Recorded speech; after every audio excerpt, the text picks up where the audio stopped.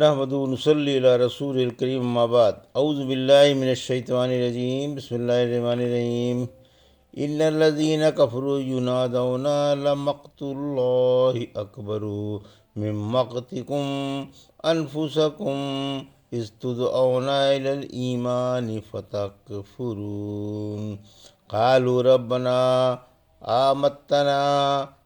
آمتنا سنتين وأحييتنا سنتين فاعترفنا بذنوبنا فهل إلى خروج من سبيل ذلكم بأنه إذا دعي الله وحده كفرتم وإن يشرك به تؤمنوا فالحكم لله العلي الكبير هو الذي يريكم آياته وينزل لكم من السماء رزقا وما يتذكر إلا من ينيب فادعوا الله مخلصين له الدين ولو كره الكافرون۔ ابھی آپ نے سورہ مومن کی آیت 10 سے 14 کی تلاوت سماعت فرمائی۔ ان آیتوں کا ترجمہ اور تفسیر اس طرح ہے۔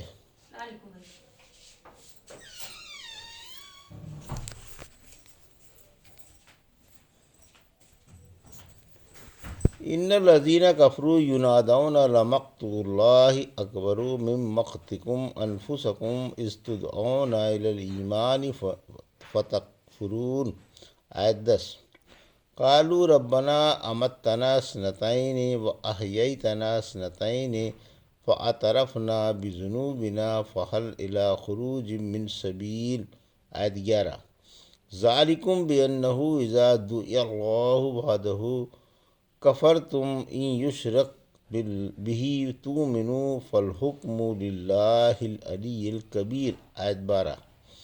هو الذي يريكم آياته وينزل لكم من السماء رزقا وما يتذكر إلا من ينيب۔ آیت 13۔ فادعوا الله مخلصين له الدين ولو كره الكافرون۔ آیت 14۔ ترجمہ۔ کافروں سے قیامت کے دن پکار کر کہا جائے گا کہ جیسے آج تمہیں اپنے نفسوں سے نفرت ہے، اس سے کہیں زیادہ تم سے اللہ کو نفرت تھی جب تمہیں ایمان کی دعوت دی جاتی تھی، پھر تم کفر کرتے تھے۔ کہیں گے اے ہمارے رب، تو نے ہمیں 2 بار مارا اور 2 بار زندہ کیا، ہم اپنے گناہوں کے معترف ہیں، کیا اب نجات پانے کی کوئی صورت ہے؟ تم پر یہ عذاب اس لیے ہے کہ جب ایک اللہ کی دعوت دی جاتی تھی تو تم انکار کیا کرتے تھے، اور اگر اس کے ساتھ شرک کیا جاتا تھا تو تم اس پر ایمان لے آتے تھے۔ آج حکم بلند و برتر اللہ کا ہے، وہی تمہیں اپنی نشانیاں دکھاتا ہے اور آسمان سے تمہارے لیے روزی اتارتا ہے، اور نصیحت رجوع کرنے والا ہی مانتا ہے۔ تم خلوص سے اللہ ہی کی عبادت کرو، اگرچہ کافر اس سے ناخوش ہوں۔ یہ تھا ترجمہ سورہ مومن کی آیت 10 سے 14 کا۔ تفسیر۔ آیت 10۔ جہنم میں جا کر ندامت، یعنی جب وہ خطرناک آگ کے شعلوں میں گر جائیں گے اور آگ ان پر خوب بھڑک رہی ہوگی، اور اس بھیانک عذاب سے چھٹکارے کی کوئی صورت نہ دیکھیں گے تو اس وقت اپنے نفسوں پر ملامت کریں گے اور ان سے سخت بیزار ہوں گے کہ کیوں دنیا میں ایسے برے عمل کیے تھے جن کی خطرناک سزا آج بھگتنی پڑ رہی ہے۔ اس وقت فرشتے گرجدار آواز میں ان سے کہیں گے کہ جب دنیا میں تمہیں ایمان کی دعوت دی جاتی تھی تو تم اسے ٹھکرا کر اللہ کی ناراضی خریدا کرتے تھے، حالانکہ وہ وقت اللہ کو راضی کرنے کا تھا، تاکہ آج آرام ملتا۔ جیسے آج تم اپنے نفسوں پر ناراض ہو رہے ہو، اس سے کہیں زیادہ اس دن اللہ تم سے ناراض تھا، اور جیسے آج اپنے نفسوں کو برا سمجھ رہے ہو، تمہارے شرک کی وجہ سے اس سے کہیں بڑھ کر اللہ تمہیں برا سمجھتا تھا۔ تمہیں اس دن اللہ کو راضی کرنا تھا تاکہ تمہیں آج اپنے نفسوں سے بیزار ہونا نہ پڑتا۔ آیت 11۔ دو بار زندگی اور دو بار موت کی تفسیر۔ ابن مسعود تعالیٰ فرماتے ہیں، دوسری جگہ فرمایا سورہ بقرہ کی آیت 28 میں، یعنی تم کیسے اللہ کا انکار کر سکتے ہو حالانکہ تم مردہ تھے، اس نے تمہیں زندہ کیا، پھر مار دے گا، پھر تم اسی کی طرف لوٹ کر جاؤ گے۔ یہی مطلب نہایت صحیح ہے۔ ان تمام باتوں سے مقصد یہ ہے کہ جب کافر میدان محشر میں رب کے سامنے کھڑے ہوں گے تو اللہ سے دوبارہ دنیا میں بھیجے جانے کی درخواست کریں گے۔ سورہ سجدہ کی آیت 12 میں فرمایا، کاش آپ دیکھتے جب مجرم سب کے سامنے سر جھکائے کھڑے ہوں گے اور کہہ رہے ہوں گے کہ اے رب، ہم نے دیکھ لیا اور سن لیا، پھر ہمیں دنیا میں بھیج دے، ہم نیک عمل کریں گے، اب ہمیں یقین آ گیا۔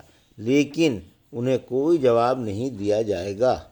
پھر جب جہنم کے کنارے کھڑے ہو کر اس کا معائنہ کریں گے اور اس کے عذاب دیکھیں گے تو اب اور زیادہ سرگرمی سے دنیا میں بھیجے جانے کی دعائیں مانگیں گے، لیکن پھر بھی کوئی جواب نہیں ملے گا۔ سورہ انعام کی آیت 27-28 میں فرمایا، کاش تم دیکھتے جب یہ کافر آگ کے پاس کھڑے کیے جائیں گے تو کہیں گے، ہائے ہماری شامت، کاش ہم لوٹا دیے جائیں، اب ہم اپنے رب کی آیتیں نہیں جھٹلائیں گے اور ایمان لے آئیں گے، بلکہ ان کے لیے وہ چیز ظاہر ہو گئی جسے یہ پہلے سے چھپایا کرتے تھے۔ اگر یہ لوٹا دیے جائیں تو پھر وہی کریں گے جن سے روک دیے گئے ہیں، یہ بالکل جھوٹے ہیں۔ پھر جہنم میں داخل ہونے کے بعد اس کی جلن اور سوزش اور اس کے ہتھوڑے کھانے اور طوق و سلاسل پہننے کے بعد بہت ہی بلک بلک کر دنیا میں لوٹائے جانے کی دعائیں مانگیں گے۔ سورہ فاطر کی آیت 37 میں فرمایا، یہ جہنم میں چیخ چیخ کر اور رو رو کر کہیں گے کہ اے ہمارے رب، ہمیں یہاں سے نکال، ہم دنیا میں ان عملوں کے خلاف جنہیں کیا کرتے تھے نیک عمل کریں گے۔ کیا ہم نے تمہیں اتنی عمر نہیں دی تھی جس میں نصیحت ماننے والا نصیحت مان سکتا تھا اور تمہارے پاس ڈرانے والا نہیں آیا تھا؟ اب مزہ چکھو، ظالموں کا کوئی مددگار نہیں۔ سورہ مومنون کی ہی آیت 107-108 میں فرمایا، اے ہمارے رب، ہمیں یہاں سے نکال، اگر ہم پھر بھی وہی کریں تو یقیناً ہم ظالم ہیں۔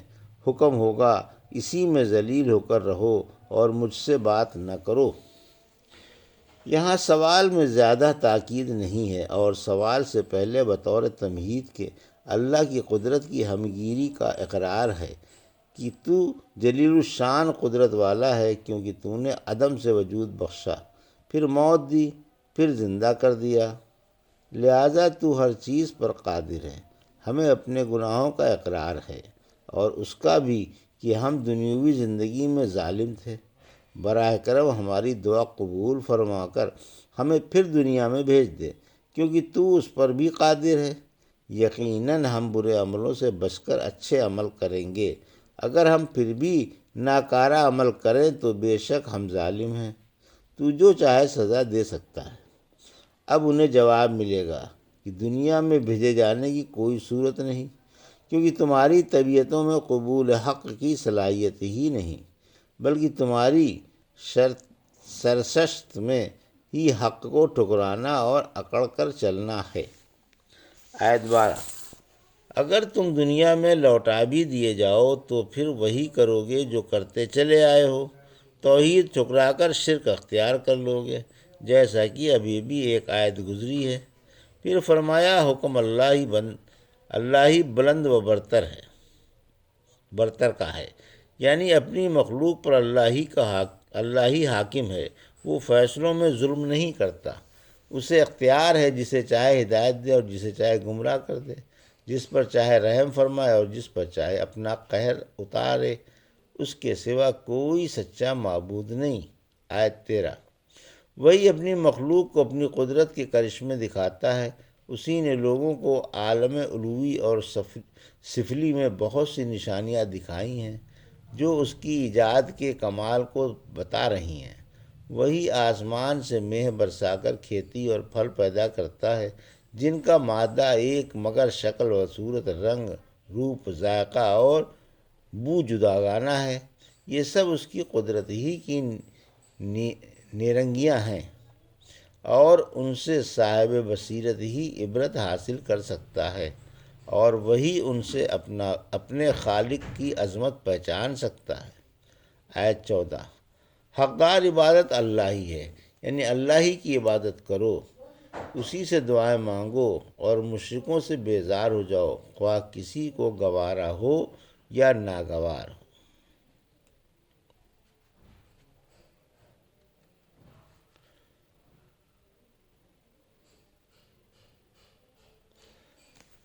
ابن زبیر رضی اللہ عنہ ہر فرض نماز کے بعد سلام پھیر کر یہ دعا پڑھا کرتے تھے: لا الہ الا اللہ وحدہ لا شریک لہ لہ الملک و لہ الحمد وہو علی کل شیء قدیر، لا حول ولا قوۃ الا باللہ، لا الہ الا اللہ ولا نعبد الا ایاہ، لہ النعمۃ ولہ الفضل ولہ الثناء الحسن، لا الہ الا اللہ مخلصین لہ الدین ولو کرہ الکافرون۔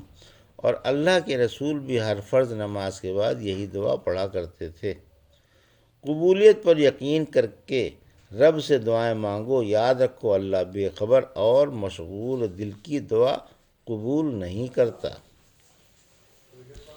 یہ تھا سورہ مومن کی آیت 10 سے 14 کا ترجمہ اور تفسیر جو بھی آپ نے سماعت فرمائی۔